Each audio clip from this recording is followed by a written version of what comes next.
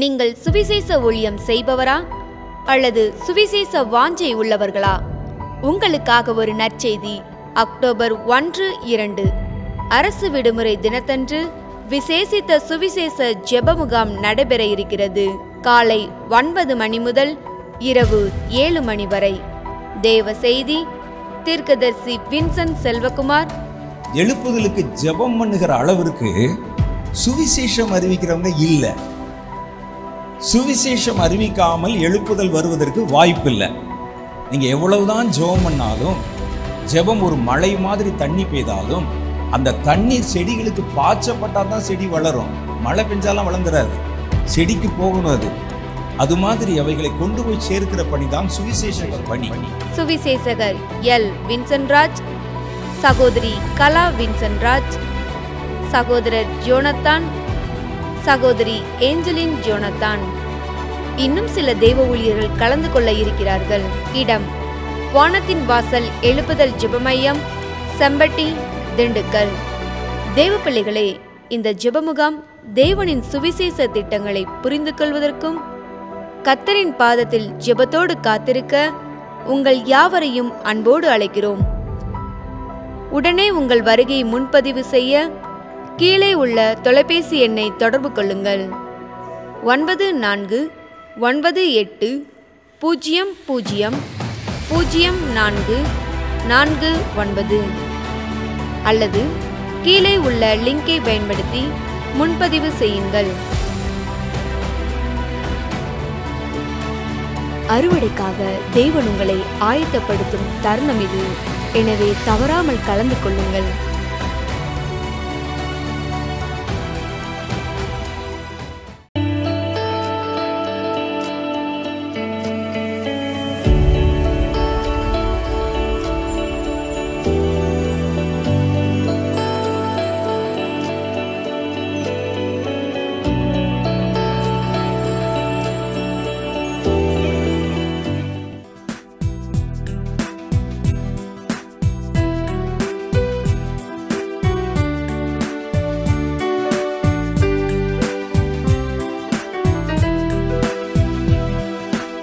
ராஜாவின் பிரசன்னம்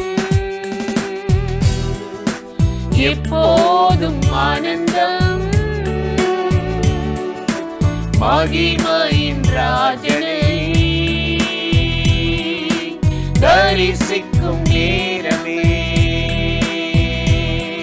என் ராஜாவின் பிரசன்னம் எப்போதும் ஆனந்தம். மகிமையின் ராஜனை தரிசிக்கும் நேரமே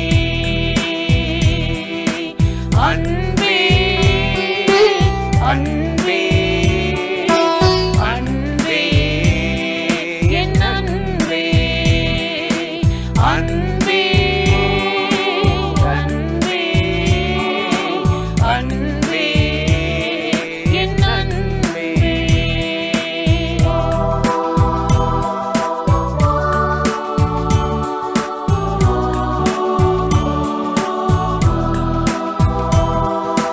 தூதர்கள் பாட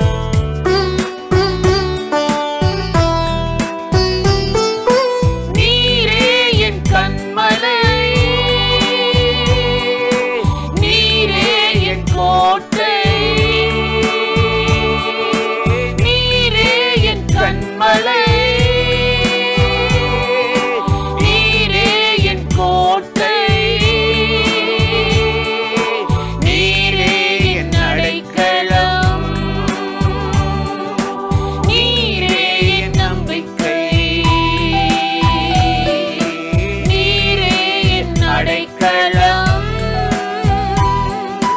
நீரே என் நம்பிக்கை.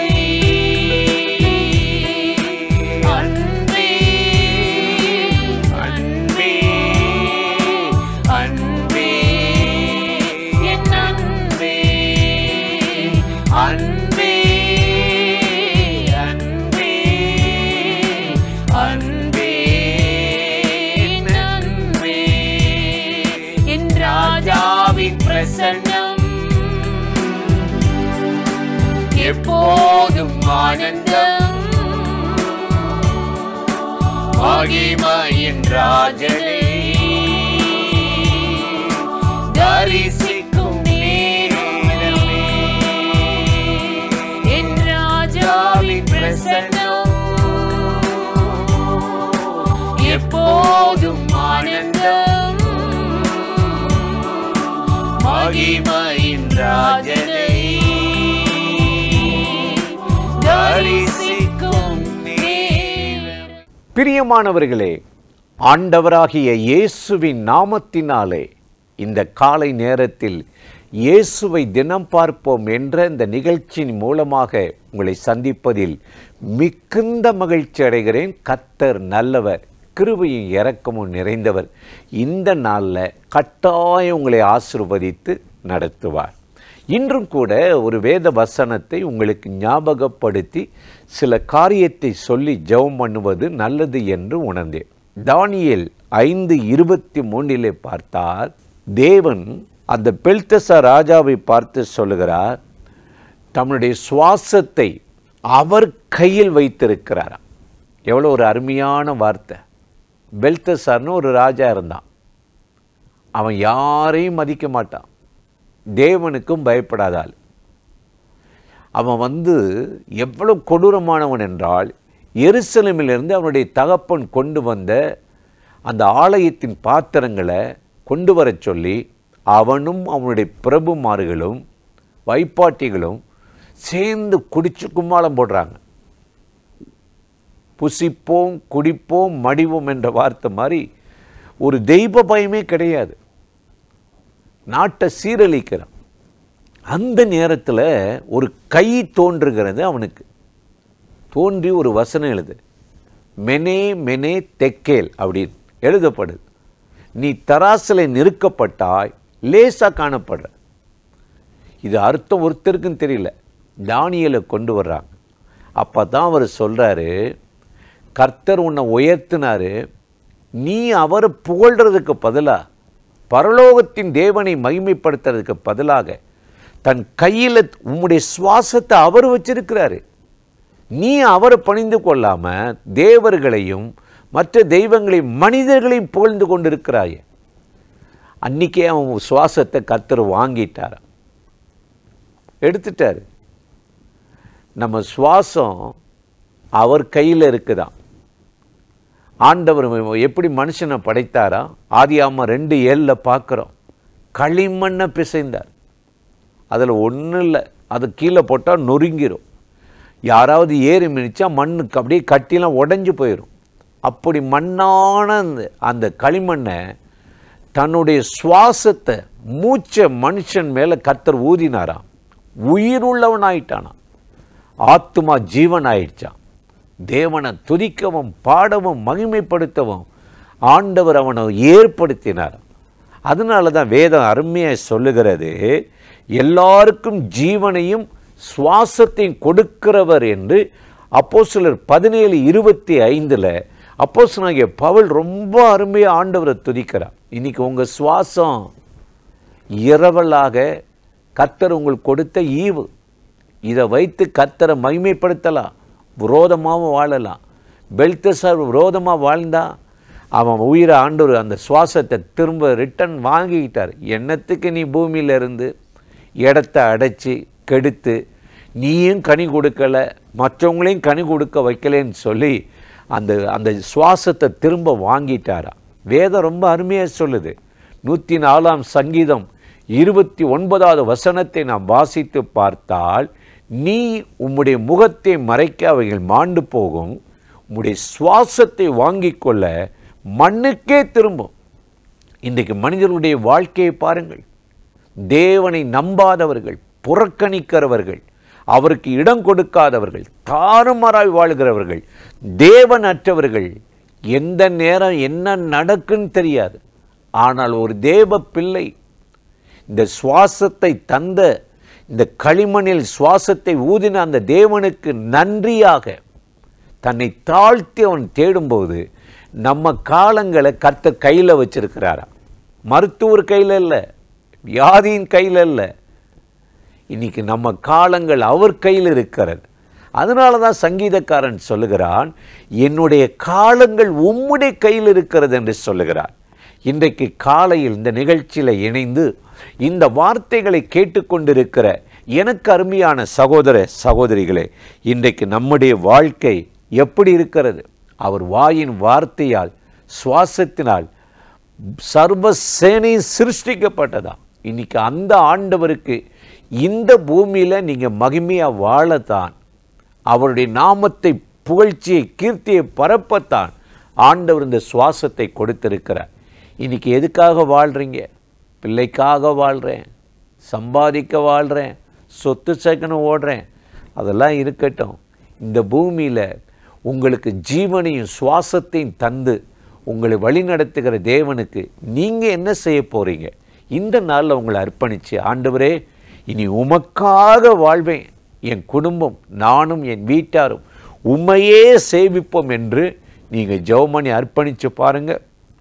கர்த்தர் உங்கள் சுவாச பிரச்சனை, போராட்டத்தை எல்லாம் மாற்றி அவருடைய கையில் உங்கள் சுவாசத்தை வச்சு பாதுகாப்பார். நீடித்த நாட்களால் உங்களை திருப்தியாக்கி நடத்துவார். அந்த தேவாதி தேவனை நோக்கி நாம் இப்பொழுது ஜெபம் பண்ணுவோமா? அன்பும் இரக்கமும் கிருபையும் நிறைந்த நல்ல ஆண்டவரே, இந்த ஆசீர்வதிக்கப்பட்ட இந்த காலை நேரத்துக்காக, கிருபை இரக்கங்களுக்காக உமக்கு நன்றி செலுத்துகிறோம். இப்பொழுதும் ஆண்டவரே, உம்முடைய சுவாசத்தை எங்கள் மேல் ஊதி பிழைத்திரு, வாழ்ந்திரு என்று சொல்லி உம்முடைய கைகளில் வைத்து எங்களை பராமரித்து பாதுகாக்கிறீர்கள். பலவிதமான வேதனைகளோடு, கண்ணிகளோடு, ஆண்டவரை மரண பயத்தோடு, வியாதிகளோடு போராடி செத்து மடிகிற உம்முடைய ஜனங்களுக்கு இன்றைக்கு பிழைத்திருக்கும்படியாக உம்முடைய சுவாசம் அவர்கள் மேல் ஊதப்படுவதாக ஒரு அற்புதம் நடக்கட்டும். வேண்டாத போராட்டங்கள், பலவீனங்கள் நீங்கட்டும். இந்த நாளில் உம்முடைய பிள்ளைகளை பலப்படுத்தி அற்புதமாய் நடத்தும்படி உங்கள் தயவுக்கும் கிருபைக்கு அர்ப்பணித்து ஜெபிக்கிறோம். இயேசுவின் நாமத்தில் வேண்டிக் கொள்ளுகிறோம் எங்கள் உயிருள்ள நல்ல பிதாவே. ஆமேன், ஆமேன்.